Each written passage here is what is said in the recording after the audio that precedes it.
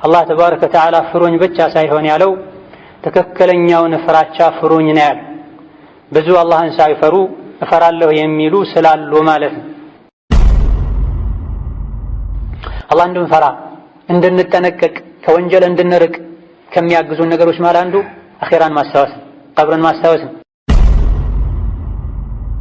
ከደጋ ቀደምቶች እንደተነገረው እያንዳንዱ የሰው ልጅ 4 አይን አለው።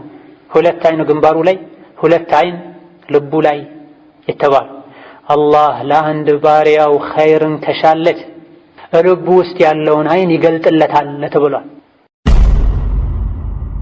ነፍሶቻችሁን ገምግሙ መርምሩ፣ አላህ ፊት ቆማችሁ ከመመርመራችሁ በፊት ነፍስያችሁን መዝኗት፣ ስራችሁን መዝኑ አላህ ዘንድ ከመመዘናችሁ በፊት አላህ ፊት ተገዳችሁ ከመቆማችሁ በፊት ለዛኔ አላህ ፊት ተባረከ ወተዓላ መቆም ተዘጋጁ በራሳችሁ ፈቃድ ተብሏል።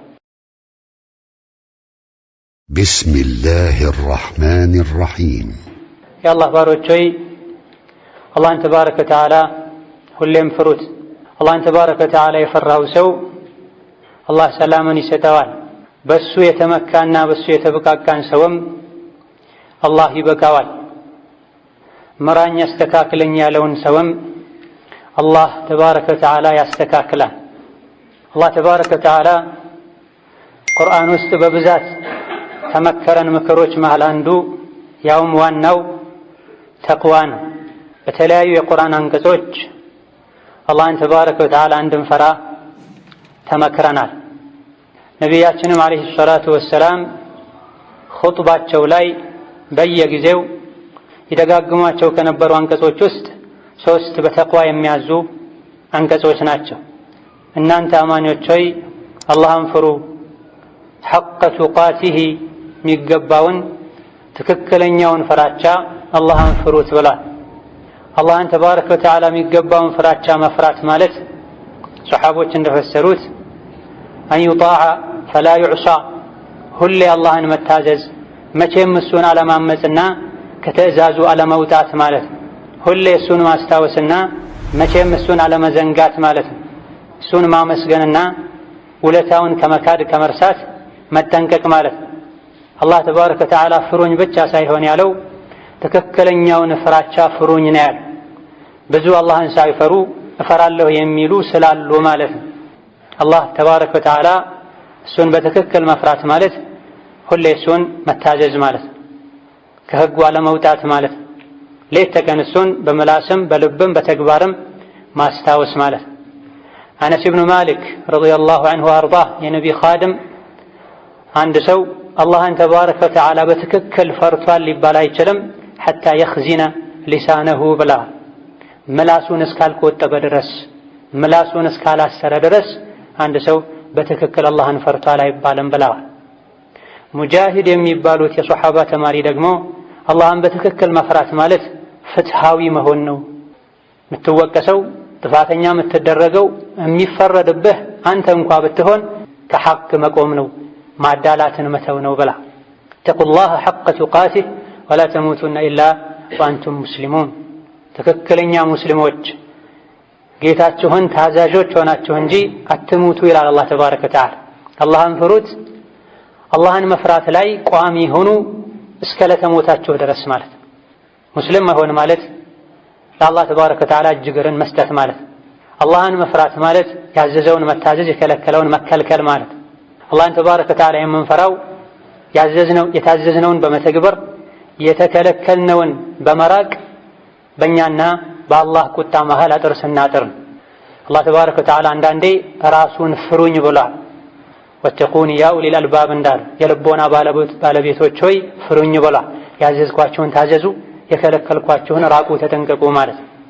ሌላ ጊዜ ደግሞ የፍርዱን ቀን እንድንፈራ አዞናል። ወተቁ የውመን ቱርጀዑነ ፊህ ኢለላህ፣ ወደሱ የምትመለሱበትን ቀን ቅያማን ፍሩ ብሏል። በዛ ቀን ከሚያዋርድ ነገር ራቁ ማለት። ሌላ ጊዜ ደግሞ አላህን የማይፈሩ ያን የፍርዱን ቀን የማይፈሩ የሚሰቃዩበትን እሳት እንድንፈራ መክሮናል። ወተቁ ናር፣ እሳትን ፍሩ ብላ። አላህን ተባረከ ወተዓላ ስንፈራ ነገረ ስራችን በሙሉ ያምራል፣ ይስተካከላል፣ መላሳችን አደብ ይዛል። ለዚህም በሌላኛው አንቀጽ ያ አዩሀ አለዚነ አመኑ፣ እናንተ አማኞች ሆይ ኢተቁላህ አላህን ፍሩ። በምን እንፍራው ካልክ ወቁሉ ቀውለን ሰዲዳ ስትናገሩ ትክክለኛ ንግግር ተናገሩ። ሐቅ የሆነ እውነት የሆነ ሐቅና እውነት ሆኖም የሰዎችን ቀልብ የማይሰብር አድርጋችሁ ተናገሩ። አትዋሹ፣ አታጣሉ፣ ሰውን ለማጣላት ወሬ አታዋስዱ። ኢተቁላህ ወቁሉ ቀውለን ሰዲዳ ቀጥ ያለ ግልጽ የሆነ ንግግር ተናገሩ። ሰዎችን በአሽሙር አትውጉ። ወቁሉ ቀውለን ሰዲዳ ላኢላሃ ኢለላህ በሉ፣ ዚክር በሉ። ሰዲድ ያልሆነ የሚመዘግቡ መላኢኮችን የማያስደስት አኼራ ላይ መዝገብህ ላይ ሰፍሮ ስታየው የማያስደስትን ንግግር አትናገር። አማኝ ከሆንክ አላህን ከፈራህ እዘን ትክክለኛ ሙእሚን የሆነ በትክክል አላህን የሚፈራ የሚናገረውን ያውቃል፣ የሚያደርገውን ያውቃል። አላህን ስንፈራ ስራችን ተቀባይነት ያገኛል። አላህን ስንፈራ ስራችን ትክክለኛ ይሆናል። ካልባሌ ቦታ ከመጥፎ ስራ አላህ ያርቀናል። ይኸው አንቀጽ ላይ ዩስሊሕ ለኩም አዕማለኩም ብላ አላህን ከፈራችሁ ንግግራችሁን ካስተካከላችሁ አላህ ስራችሁን ያሳምርላችኋል፣ ስራችሁን ይቀበላችኋል። አላህን የሚፈራ ሰው አላህ ከወንጀል ይጠብቀዋል። አላህን የሚፈራ ሰው ትንሿንም ስራ አላህ ይቀበለዋል። አላህ ስራውን የተቀበለው ሰው አንዲትን ሶላት ለምን አይሆንም ጀነት ያስገባዋል። ኢነማ የተቀበሉ ላሁ ሚነል ሙተቂን አላህ መልካም ስራን የሚቀበለው እርሱን ከሚፈሩት ነው እንዳለው አላህን ፍሩ፣ አነጋገራችሁን አስተካክሉ። ይህን ያደረጋችሁ እንደሆነ ስራችሁ ይስተካከልላችኋል፣ ስራችሁ ይጠራላችኋል፣ ጥርት ያለ ስራ ይሆናል። ማለት ማድረጋችንን መስራታችንን መስገድ መጾማችንን ብቻ ሳይሆን ማየት ያለብን ስራን የሚያበላሹ ነገሮችንም መጠንቀቅ እንዳለብን የሚያሳይ። ብዙ ኸይር ስራ ሰርተው በመላሳቸው ኸይር ስራቸውን የሚያወድሙ ሰዎች አሉ። ሰዎችን በመበደል ሰዎችን ስጋ በመብላት ውሸት በመናገር ማላ ያዕኒ ማይጠቅምን ወሬ በማብዛት ስራቸውን ያበላሻል። ምላስ ሲበላሽ ደግሞ ልብም ይበላሻል። ልብ ሲበላሽ ስራም ይበላሻል። እግር ወዴት እንደሚሄድ፣ እጅ ወዴት እንደሚሰነዘር፣ ምላስ ምን እንደሚናገር፣ አይን ምን እንደሚያይ፣ ልብ ምን እንደሚያስብ አያውቅ።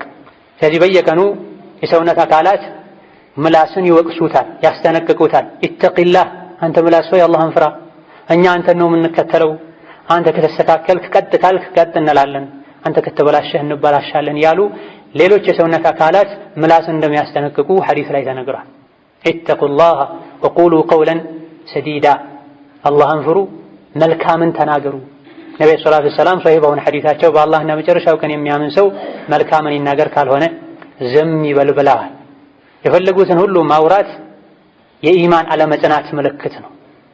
አላህን ስትፈሩ ንግግራችሁን ስታስተካክሉ ሌላ የምታገኙት ሽልማት አለ። የግፊር ለኩም ዝኑበኩም ወንጀላችሁን ይመራችኋል። አላህን መፍራት ስራን ያስተካክላል። በስህተት የፈጸሙትን ወንጀል እንዲማርልን ያደርጋል። አላህና መልእክተኛውን የታዘዘ ፈቀድ ፋዘ ፈውዘን ዐዚማ። አላህን የፈራ ንግግሩን ያስተካከለ ትልቅ መታደልን ታድሏል ብሏል። ትልቁ ስኬት ማለት ዱንያ ላይ ትክክለኛ ሙእሚን ሆኖ ኖሮ አኼራ ላይ ከጀሃነም እሳት ድኖ ጀነት መግባት። ከጀሃነም እሳት ተርፎ ጀነት የገባ ፈቀድ ፋዘ በእርግጥ ስኬታማ ሆኗል። ቀላል ስኬትም አይደለም። ፈውዘን ዐዚማ ትልቅ የሆነ ስኬትን ብላ። እዚህ ዱንያ ላይ ያሉ ነገሮች በሙሉ ጊዜያዊ መጠቃቀሚያ ናቸው። ቀብር ስትገባ ካንተ ጋር ቀብር የሚገባ ማንም የለም። ፎቁ አይገባም፣ መኪናው አይገባም፣ ድርጅቶች አይገቡም፣ ልጆችህ ሚስቶችህ አይገቡም። የምትገባው ብቻህን። ያኔ ከውርደት የሚያድንህ መልካም ስራ ኢማንህ። የጀነት ሰው እዚህ ዱንያ ላይ የጀነት የሚያስብለውን ስራ ስለሰራ ቀብር ሲገባ ይከበራል። አዱንያ ትቶት ከሄደው የተሻለ ፎቅን፣ ቤተሰብን፣ ሽልማትን ያገኛል። እዚህ ግን ሆኖ አላህን ያልፈራ እዚህ ይለፋለት ይደክምለት ከአላህ ይጣላለት የነበረ ንብረቱ ምንም ሊጠቅመው አይችልም። አላህ እንድንፈራ እንድንጠነቀቅ ከወንጀል እንድንርቅ ከሚያግዙን ነገሮች ማለት አንዱ አኼራን ማስታወስ ነው፣ ቀብርን ማስታወስ ነው። ለዚህም ነው ከአብዱላህ ብን ዓባስ በተላለፈ ሐዲስ ነቢያችን ሰለላሁ ዐለይሂ ወሰለም ያ አዩሀ አለዚነ አመኑ ተቁላህ ሐቀ ቱቃቲህ የሚለውን አንቀጽ አነበቡና እናንተ አማኞች ሆይ አላህን የሚገባውን ፍራቻ ፍሩት አሉና አስከትለው ዘቁም ከሚባለው የጀሃነም ሰዎች ምግብ አንዲት ጠብታ ወደ ዱንያ ጠብ ብትል የአዱንያ ሰዎች ላይ ኑሯቸውን ታደፈርስባቸው ነበር። የአዱንያ ህይወታቸው የሚጎመዝዝና የሚመር ይሆን ነበር፣ ይበላሽ ነበር። ሁሌም አኼራ ላይ እሳት ላይ ዘቁምን የበላ የሚኖር የጀሃነም ሰዎች ዘቁምን እንደሚበሉ አላህ ነግሮናል። እነ ሸጀረተ ዘቁሚ ጠዓሙል አሲም። ዘቁም የሚባለው ቅጠል ዛፍ የወንጀለኞች የእምቢባዮች የአኼራ ምግባቸው ነው ብላ ረሃብ ስለሚያሰቃያቸው የሚበሉትን አያውቁም። እዛው ጀሃነም ላይ የሚበቅል እሳት የሆነ ዛፍ ነው ለምግብነት የሚቀርብላቸው። ሲበሉ ተፋቸው ይቆስላል፣ ሆዳቸው ይቆስላል። ይህ አይነቱ የዘቁም ቅጠል አንድ ጠብታ ወደ ዱንያ ጠብ ቢል የአዱንያ ሰዎችን በሙሉ ህይወት መራራ ያደርገው ነበር ብላ ነብዩ ሰለላሁ ዐለይሂ ወሰለም። አስከትለው ግን ሁሌ ዘቁምን የበላ ሰው ሲሆንስ እንዴት ነው የሚኖረው ብላ አላህን ካልፈራን ዘቁም እንደሚጠብቀን የአኼራ ስቃይ እንደሚጠብቀን የሚያሳየን። እንደዚሁ አላህ ተባረከ ወተዓላ እሱን እንድንፈራ ከመከረባቸው አንቀጾች አንዱ ያ አዩሀ አለዚነ አመኑ ተቁላህ ወልተንዙር ነፍሱን ማ ቀደመት ሊገድ ወተቁላህ ኢነላሀ ኸቢሩን ቢማ ተዕመሉን የሚል አንቀጽም። እናንተ አማኞች ሆይ አላህን ተባረከ ወተዓላ ፍሩት። ወልተንዙር ነፍሱን እያንዳንዷ ነፍስ ትመልከት፣ ማ ቀደመት ሊገድን ለነገ ለአኼራ ከሞት በኋላ ላለው ህይወት ምን እንዳዘጋጀች ትመልከት አለ አላህ ተባረከ ወተዓላ። አሁንም ደገመው ወተቁላህ አላህን ተባረከ ወተዓላ ፍሩ፣ ተጠንቀቁ። ኢነላሀ ኸቢሩን ቢማ ተዕመሉን እነሆ ልትፈሩት የሚገባው ፍሩኝ ብሎ የሚያዘው አላህ የምታደርጉትን ሁሉ ጠንቅቆ የሚያውቅ ጌታ ነው። ከሱ የሚሰወር የለም። ፖሊስ እያየህ ወንጀል አትሰራም። ትራፊክ እያየህ መብራት ቆርጣ አትሄድም። ያየኛል ይቀጣኛል ብለህ ስለምትፈራ ነው። እነሱ ሰው ናቸው፣ ሊዘነጉ ይችላሉ። 3-4 ወንጀለኞችን ያዩ የተኛውን መያዝ እንዳለባቸው ግራ ሊጋቡ ይችላሉ። አላህ ግን ተባረከ ወተዓላ ኸቢር፣ ልብ ውስጥ ያለውን የታሰበውን የሚያውቅ ጌታ ነው። አንተ ብቻ አይደለም ቁጥር ስፍራቸውን አላህ እንጂ የማያውቃቸው የሰው ልጆች የሰሩትን በሙሉ በዝርዝር የሚያውቅ ጌታ ነው። ስለዚህ አላህን ፍሩት። ጨለማ ላይ ጫካ ውስጥ ሆነህ ወንጀል ብትሰራ አላህ ተባረከ ወተዓላ ያውቃል። የማወቁ ጥቅም ደግሞ ይመነዳሃል። ማወቅ ሰውም ሊያውቅ ይችላል አንዳንድ ነገሮችን፣ ግን ምንም አያደርግ። ሁሉ ሰው መቅጣት አይችልም። አላህ ግን ተባረከ ወተዓላ ሁሉንም ያውቃል። የፈለገውን እርምጃም መውሰድ ይችላል፣ ግን ማንንም አይበድልም። የሚቀጣው ጥፋተኞችን። በዚህ አንቀጽ ላይ ወልተንዙር ነፍሱን ማ ቀደመት ሊገድ ብላ ነበር ማለት በአይን ብቻ ሳይሆን በልብ ማየት ማለት ነው። ብዙ አይን ያላቸው ሰዎች አሉ፣ ነገር ግን ለአኼራቸው ምንም ማያዩበት ማያስቡበት። ለአኼራ አሻግሮ ማየት የሚችለው የልብ አይን ነው። ለዚህም ነው ከደጋ ቀደምቶች እንደተነገረው እያንዳንዱ የሰው ልጅ 4 አይን አለው። 2 አይን ግንባሩ ላይ፣ 2 አይን ልቡ ላይ የተባሉ።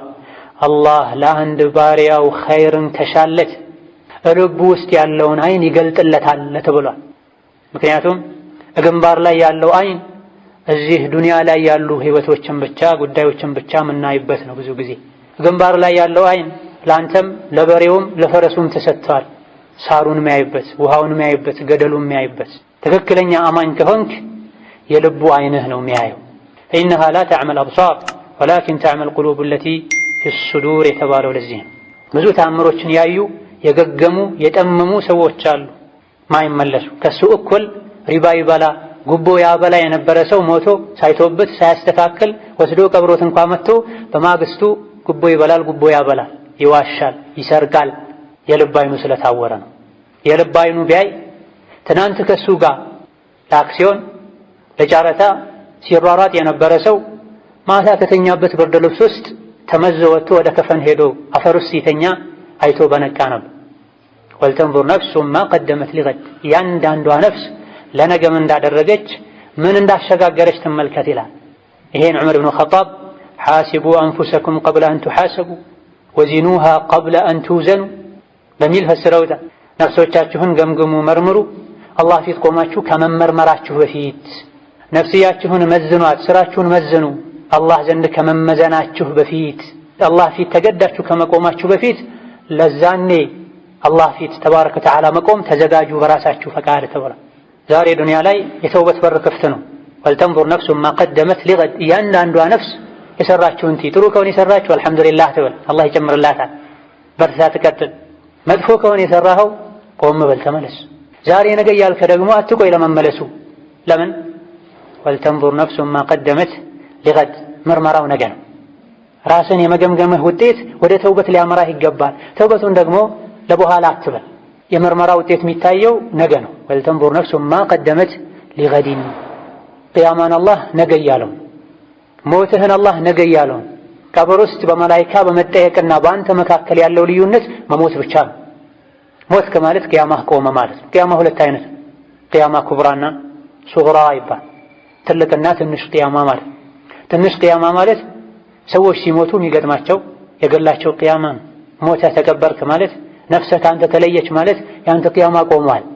ዱንያ ላይ ተሰራው የነበረውን ክፋትና በደል ወንጀል ሁሉ ቀብር ላይ ታስተናግዷለህ፣ ዋጋውን ታገኘዋለህ። ኸይርም ሰርተህ ከሆነ እስከ ዛሬ ለምን ዱንያ ቆየሁ የምትልበትን የሚያስደስት ህይወት ቀብር ላይ መኖር ትጀምራለህ። ስለዚህ ቅርብ ነው ማለት ከሞት ቅያማህ ቆሟል። ነገ ነው ልትሞት የምትችለው። ነገ መሩቅ ነው። እያየን እየሰገዱም ይሞቷል፣ በተኙበትም ይሞቷል፣ እየበሉም ይሞቷል። ነቢያችን ሰለላሁ ዐለይሂ ወሰለም ከፈርድ ሶላት በኋላ ሁሌ አያተል ኩርሲን የሚቀራ ሰው በሱና በጀነት መሃል መለያ መጋረጃው ሞት ነው ብላ ነብዩ ሰለላሁ ዐለይሂ ወሰለም። ሞት ከማለት ከስራ ተገናኘህ ማለት። ሞት ደግሞ መቼ እንደሚመጣ አይታወቅም። አርቀህ አትየው። ስለዚህ ወልተንዙር ነፍሱ ማ ቀደመት ሊገድ፣ እያንዳንዷ ነፍስ ለነገም እንደሰራች ትመልከት። መልሶ ወተቁላህ፣ አላህን ፍራ፣ አላህን ፍሩ፣ አላህን ፍሩ ቁርአን ላይ የሚደጋገም ምክር። አላህን የሚፈራ አላህን ፍራ ሲባል ደስ ይለዋል፣ ፍራቸውም ይጨምራል። አላህን የማይፈራ ደግሞ ኢብሊስ የተጫወተበት እንዴት አላህን ፍራ እባላለሁ ይላል። አላህ ነቢዩን ኢተቂላህ ብሏቸዋል። ያ አዩሃ ነቢዩ ኢተቂላህ ብሏቸው። ዑመር አላህን ፍራ ተብለዋል። እንዴት ነው ዑመርን አላህን ፍራ የምትይው? ሸይጣኑን ካፈርቶት መንገድ የሚለቅለት ሰው እኮ ነው ሲባሉ ተዋት አላህን ፍራ ትበለኝ። እናንተ ለኔ አላህን ፍራ ካላላችሁ እኔም አላህን ፍራ ስባል ካልተቀበልኩኝ በእኛ መሃል ኸይር የለም፣ ሁኔታችን ተበላሽቷል፣ ያሰጋል ማለት ነው ብላ አላህን የሚፈራ አላህን ፍራ ሲባል አላህን ፍራ የሚለኝ ሰው በማግኘቴ ታድያለሁ ይላል። እሺ ምን ላስተካክል? ችግሬ ምንድነው ይላል። ዝቅ ይላል፣ ይደነግጣል። ቀልቡ የደረቀ በወንጀል የታወረ የልብ አይን የሌለው አላህን ፍራ ሲባል አኸደትሁ ልዕዘቱ ቢልኢስም ይኩራራል፣ አይመለስም። አኼራ ላይ የሚያድነን የአላህ ፍራቻ ብቻ ነው። አላህን ተባረከ ወተዓላ በመፍራት ወንጀል በመተው ኸይርን በመስራት ከዛ ቀን ውርደት ራሳችንን የምናድንበትን መንገድ ልንከተል ይገባናል። እነሆ ዱንያ የእስትንፋሶች ስብስብ ናት። በተነፈሰን ቁጥር ከዱንያ እየራቀን ወደ አኼራ እየሄደን ነው። ያለፉትን 30፣ 40፣ 50 ዓመታትን በምን አሳለፍኩ ብለህ ልታይ ይገባሃል። ራስን ልትገመግም ይገባሃል። የሥራ መዝገብህን በምን እንደሞላኸው መለስ ብለህ ራስን ልትፈትሽ ይገባሃል። ርቀህ ሳትሄድ በፊት ያለበትን ቶሎ ያወቀ መለስ ብሎ ራሱን ማረም ማስተካከል ይችላል። የስህተት ጎዳና ላይ ርቆ የሄደ ለምዶ መመለስ ያስቸግረዋል። አትዘንጋ። እዚህ የመጣ ነው ለንዝናና የፈለግነውን እያደረገን ልንኖር አይደለም። አላህን ተባረከ ወተዓላ በሚወደው መልኩ ተገዝተን ወደ አኼራ ልንሄድ። በየዓመቱ ረመዳን ሲደርስ፣ ሐጅ ሲደርስ፣ አሹራ ሲደርስ ምንድን ነው የሚሰማ? የአምናን አሹራ ጾመን ከሸኘን 3 ወር 4 ወር ሁሉ አይመስልም። ወሩም እንደዚሁ ረመዳኑም እንደዚሁ። ይህ አቅል ላለው ሰው ትልቅ መማሪያ ነው። የልብ አይን ላለው ሰው አሕዋሎች ከዙሪያው ሲቀያየሩ ማየት ለሚችል ሰው ትምህርት ነው። ከተሰጠህ 60፣ 70፣ 80 ዓመት 1 ዓመት የተቀነሰ ነው። ሁኔታዎቹ የተቀየሩ ነው። ቀጥ ብለህ ቆመህ ትሄድ እንዳልነበረው ጀርባህ የጎባጣ እየሆነ አይንህ እየደከመ ነው። ጉልበትህ አልታጠፍ ያለህ መሮጥ እያቃተህ ነው። የተለያዩ ማታውቃቸው ህመሞች የተሰሙህ ነው። ዓመቱ እንዳለቀው ሁሉ ያንተም ህይወት ያልቃል። እድሜህ በጨመረ ቁጥር የአዱንያ ቆይታ እየተጠናቀቀ ነው፣ እያለቀ ነው። ወደ አኼራ ትሄዳለህ።